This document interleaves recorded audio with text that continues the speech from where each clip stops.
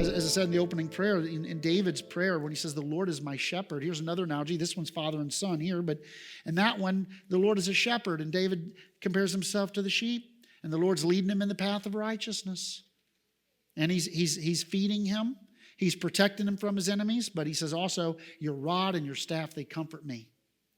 The rod is for beating off the wolf and the bear and the lion. What's the staff for? For beating the backside of the sheep, to chasing him.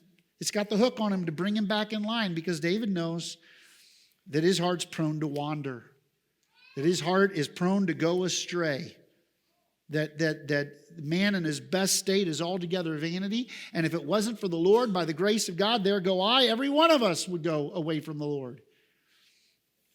Earlier this week in one of our Bible studies, we were reading about Peter.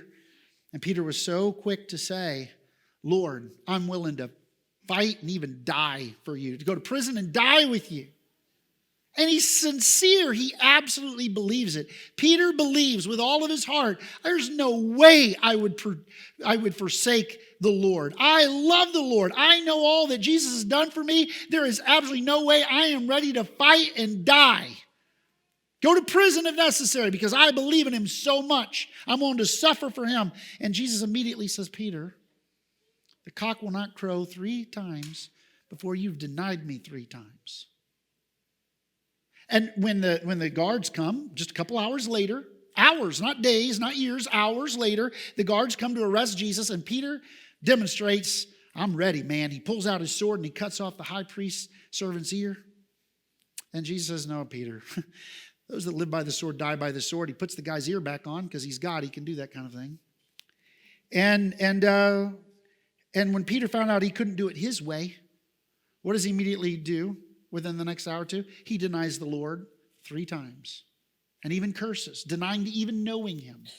My point in saying that is we don't know what we're capable of by God's grace in a good way, and we don't know what we're capable of in a bad way. God knows all. God knows what you would do if you were rich and famous living in Hollywood with cocaine and heroin and women and men or whatever chasing you down. He knows exactly what you would do. You don't know. You don't know. God knows. God knows both the actual and the possible. He knows all permutations, all possibilities of what we do in a different circumstance. And it's by His grace that He saves us, and He promises to keep us, and that's comforting to me, because as the Lord as a man disciplines his son, the Lord your God disciplines you. It's good to know that He's our Father, and we're to give Him thanks.